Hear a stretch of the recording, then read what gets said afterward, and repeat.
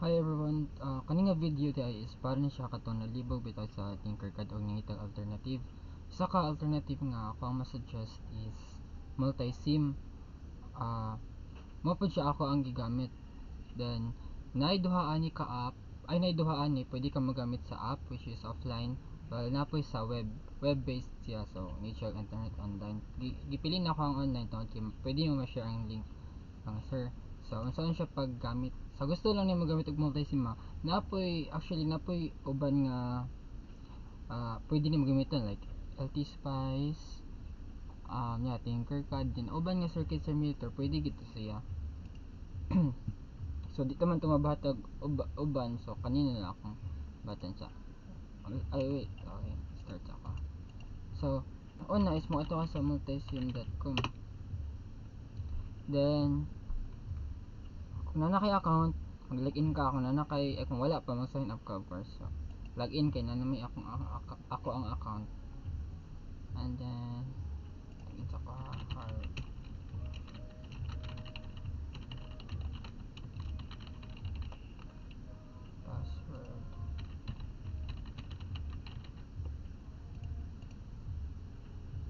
What?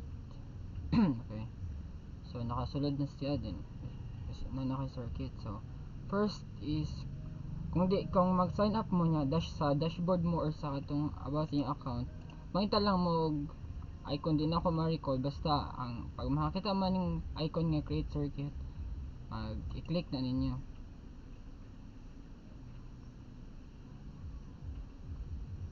So pag human mo na din imong marag makita na kay schematic nga part diri nimo i-draw, ibutang imong parts, grapher kumbaga ang oscilloscope nga part pa siya data, so wala pa na. Then split diri ang side by side siya, diri mo schematic, diri mo graph, which is nice. Now start sa schematic. So ang interface niya is dali ra kayo, diri makita nimo imong mga components. So naa kay voltage, like multimeter nimo og ammeter, voltage, current, and etc. This is for ground. Sources nimo na kay AC, DC current or whatever. Then passive components, resistor, capacitor, inductor, transformer, and other stuff. Then diri makita ang diode. And ang uban dia advanced na din na kayo na magamit, but it's good to know nga na sila diha. And then first di is balik na sa ano. So sa circuit diagram saan ako mag-focus sa circuit diagram is nada kay 230 volts AC, then imo siya ang nakay transformer, then diri na din imong half wave circuit. So okay, so murag papakita familiar aning transformer, right?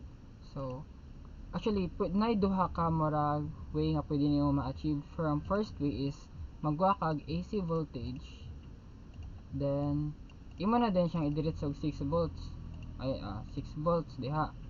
Napoy isa nga ang kani nga imo pa siyang step down. Now unsa may marag implicate ang kan ani, kay ang kani man gyud ang gi-represent ani is ang real world, kay di ba kani siya is represent atong outlet, AC outlet. Ang ato ang outlet is actually sa Philippines is 220 volts lang, na some other countries na sila 230, which is mo siguro nigikan. Then sa uban pod is napoy 120 like sa US o sa America. Now kanin lang yapon nato ang sundon. Pasabot ani is nakay 230 volts sa outlet, step down nimo sa transformer to 6 volts. Then diya sa 6 volts man na din imposible ang imong input. Take note nga si 6 volts is AC siya. So unsa na siya pag-translate sa circuit diagram. Okay, so sa kanin lang sa transformer akong ipakita kay may sa circuit diagram. So first is need nimo og AC source or source. Ay quick lang ako ha. Ingon siya basta pag dito sa diode. Resistor. So i-connect ra nimo diha diha. Connect ra nimo din. Alis na din ni 6 volts dire, ma-edit man ni. So 6 volts. So which is lain siya kay I don't know. But sa ako is gisundog ko ni siya narapod sa inyo. Naragid sa inyo. Okay, start from scratch. So first is need nato og AC voltage. This represents atong outlet. Need nato og transformer. Wait, first mas passive. Sa transformer is diri ang nga part is one pole ay isa ka primary o isa sa secondary. Malang gina siya kay napaisa na ka kind later kang introduce. And then what else? Diode. And then a resistor. Right there. So i-connect na niyo ang parts, diba? Later na ako mag-change sa values.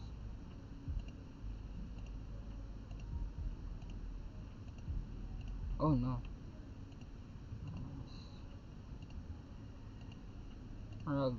Paano ba niyang lihukan? Then connect lang niyo ha. Here we have it. So first is mag-edit, mag-edit na dito sa values kay buo naman yung circuit. Diri is natay duha peak or RMS. Unsa di pasabot ana? Ang peak is para makita ninyo.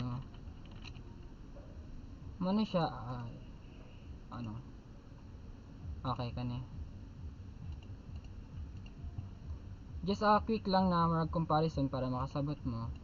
Ang peak is refer sa kani ang pinakataas nga values, so peak gani. Then man siya usually nga naanda na to. Basta sinusoidal input man gud na tay tulo ka or actually upat ka representation na kay average, RMS, peak ug peak to peak. Simple ra ni peak kay taas. Then ang peak to peak sa taas, ang sa peak to peak is distance from sa taas o sa ubos. Ang sa average is na other formula na din ang sa RMS tapos siya other formula din kamay libasa ang say pasabot na nila basta lahi na sila. Now ako ang kuandria is ang important nga idea is ang kaning atong sa outlet bitaw nga voltages like ngayon tag 120 volts, 230 volts, 220 volts or na pa iban 110. Those are all of those are RMS values because ang RMS man good is man siya sa sinusoidal nga input man siya equivalent sa DC. Ang ilahang let's say heating effect or power equivalent siya sa DC. Okay? So kamalay mag-expand ana nga kuan basta ang point lang is kaning sa outlet nato kung gusto nato siya i-model into real world nga kuan outlet RMS gid siya nga value. Okay? So RMS nga value akong pilion na. Pag RMS na siya diri automatically RMS pud ang nasa gawas. So ipakita lang pud ang sa imong nasa step down or secondary side. So since 230 dito ako to siyang i-change. So frequency is di kay siya mag-matter sa mga sensitive mga device but for this pinatong duha ka pilianan common is 250 50 and 60 Hz. So 60 Hz lang ang akong ipili diri. 60 Hz man pud sa Philippines. Now okay na to diha. Or pwede po ninyo mo i-rename actually kung gusto ka dun. Second is sa transformer. Now sa transformer is natay ginatawag na turns voltage ratio. Unsa man siya? Now unsa niyo pag-decide kung pila ang secondary side given nga mao ni ang primary side. So nay formula ana. So N1 which is the number of turns in the primary side over N2 or the number of turns in secondary is equals to V1 voltage sa primary o V over V2. Now, kung mathematically mo na siya ang formula. So, unsa na kapag kuha ang turns ratio or number of turns sa primary and secondary. So, given nga sa V1 is 230, sa V2 na to is dapat is 6 base dari 6. So, therefore, si N1 is equals to 115 then ako na siyang i-divide 115 over 3. So, 115 turns is to 3 para ma-achieve to nimo. So 115 diri sa primary secondary is 3. Now think of it as kung dako ka og voltage nga gusto kuhaon dako daghan pud dapat yung turns. So syempre dako man si 230 so dako siya turns while si diri step down man nimo so mas pagamihan lang nimo ang turns. So think of it that way. So next one is sa diode is wala kay kapilian sa diode. Actually unlike sa kanang specific ito is silicon germanium. But anyways ang circuit na may ma-handle ano sa voltage drop or whatever but maka-define ka direct advanced ng mga specification niya. Then sa resistor is nakay 1 kilo ohm which is ito. Pero sa half wave lang din wala pa capacitor ha. The next thing is probe. Para makakuha tag measurements, magbutang ta og multimeter or probe. First, akong i-probe is ang input na side. Okay? Second is ang sa output. Now, sa output is i-reference na ko siya diri ang side, of course, diba? Sa ubos. So, kani siya reference that one. Okay, good na. Pwede rin na siya i-name tanan ha. So, para output. Input. Ana. Next is, asa may naman siya reference. Actually, i-reference din siya sa ground. Ang ground, pwede diri, pwede po diri. Better. Pwede siya diri. Or ikaw man lang mag-play. Basta dapat, ang imuhang voltage reference is ground, while kani is sa reference 1. Di na dapat siya sa ground, kaya ma-outro ang values ana. So, kung ato ani siyang i-play, na siya values, but ang kaning values is instantaneous, diba? Mag-oscillate na siya, so matro-tro ng values. Imo siyang i-periodic. So, na makay values na RMS, peak to peak. Oh wait, RMS is 3, supposedly dapat 6 na siya, right? Dapat di ay mag-add ko reference dere. Ano, reference 1, same ready sila.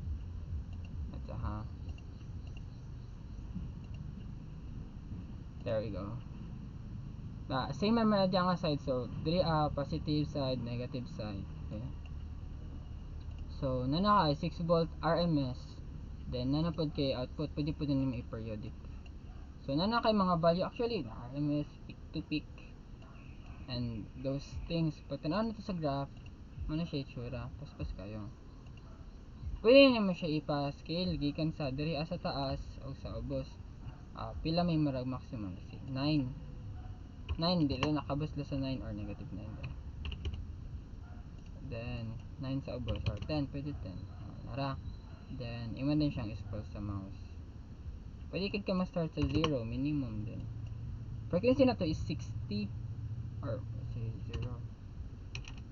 Actually, kung gusto ko specific, frequency na to is 60, so ang inverse na is period, so 16 inverse, number 60 is 16.67. Dili na makita ang cycle, kaya diba frequency is equals, period is 1 cycle per second. 1 cycle period. The time when ma-complete ang isa ka cycle. So, isa ka cycle is 67. There, isa ka cycle. Gusto kag duha, i-times 2, but gusto ko 5. 83.3. 83. There. So, kay graph, mana siya ang atong i-expect, diba? Take note nga, siya voltage drop. So, saan yung pagkuha si VM, kaya diba, ang instruction dito is take note down VM para makalculate yung BRMS sa BDC. Actually, pwede na mo siya makuha dito sa schematic. VM, naman receive VM. This case, VM nimo is kanin siyang peak to peak. Peak to peak, it's because sa secondary output is diri ato na sa itong diri. Man naman siya peak, diba? Walang kaning isa is peak niya o peak to peak diri. Man naman mas dako siya na 16. But, ako ang gikuan is just na ko is kuan gini mo siya mismo sa graph. Although di ka siya accurate, but better man is makita siya, mas makita gid nimo siya, right? So, sa ako lang po preference, pwede ra gid siguro ninyo kaon nito ya. Sa ako is split and then sa graph siya ta. Sa graph is manan imong value, di ba? Then gusto ka og tracker, dili sa type is track. Nakay cursor 1, cursor 2, ipadaga nimo. Si cursor 1 gusto na ako sa input. So, input. Cursor 2 is output. Then ipadaga na nimo. Gusto na akong overlap siya. So, makita niyo na 7 point sa cursor 2 is 7.7488. Check na to sa schematic. 7474. Diba, dool po sila. Then sa ni peak, double check na ko. Basta naman peak is mo siya is i-move niyo siya side by side. 7 or 6 5 man. 7640. I think that's the BM. Dapat same sila time. 20.87. So, may siya peak sa input, may siya peak sa kan. Ang difference is mo siya voltage drop sa diode, right? So i-subtract ra na nimo, makaingon ka nga may voltage drop sa diode. Kung i-subtract ko na 8.4 721 minus 7.7640, around 0.700 0.7081, so 0.7, which is kuanta nga diode siguro, diode siya, ay diode silicon. Then what else? So ma-take note nimo si BM, then solve din nimo ni formula ana, then split din ka nara sa imo, split screenshot sa ako ni siyang turn out sa kaya dili mga kabother kay diri magid ko mag-base sa graph, dili diha. But anyways, naragid na sa inyo. So there, screenshot ninyo. Next thing is, or actually graph lang, kung depende rin sa inyo, kamo ni bala. So unsa ni halfwave rectifier without filter. If you want to add filter, stop sa academic, capacitor, repeat,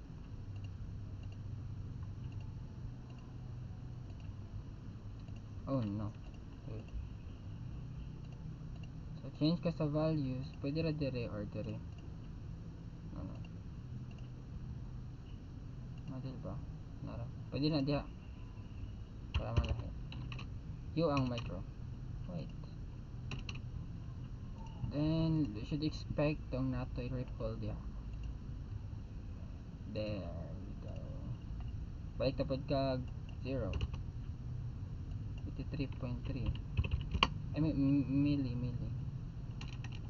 83.3 milli kung 5.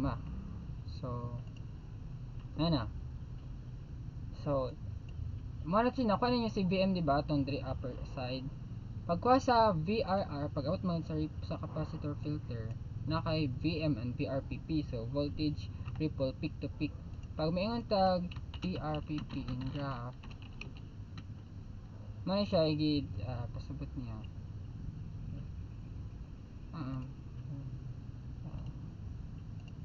bantay man distance from the upper antod sa ubos. So pwede ra pud na mo i-measure diri but this time ang imong cursor 1 ug cursor 2 sa output na siya, both of sa ilaha is sa output. So ato ni mo siya sa taas, that's how many cursor 1 no, gusto ko cursor 1 sa ubos, cursor 1 sa taas, ano sa inyo 7.3 4 no, I think 7.95 the maximum. Then about pinakaubos ni siya, so 75. Now di kani siya actually, it's because yung pag move is naka interval siya, but kagmay lang kay interval, but of course it represents a good nga value na siya. There, so i-subtract nimo, makuha nimo ang VRPP. So cursor 2 minus cursor 1, there we go. So na kay VRPP, and then you repeat it sa other pod nga components. Wait, ako sa ni siyang para madali mo with filter. Saan pag save di ito, save ko to, then public, di ka private key. Private circuits are for lang, nagbayad subscription. So na save na nimo, then add to din ka sa go to stop sa day, go to my circuits version, i-click nimo, pwede mo siya i-copy, then automatically it will redirect sa katong gi-copy na nimo. Then pwede ra din nimo i-remove si capacitor, then atro nimo ang title without save. Pag i-play na to atro, dapat wala na tong ripple, so ubos na siya tanan. So kani kung ipa-input diri naro na sa inyo as long as kasabot mo sa nang ipang input ya. ang i-input diri kay ang scale niya. Kaya to gay na 16.67 daw sa isa ka ara. So ano na yan, pwede rin naman i-change to siya sa track. Cursor 1 is for the input. Okay, save. Then mato siya sa half-wave rectifier with or without filter.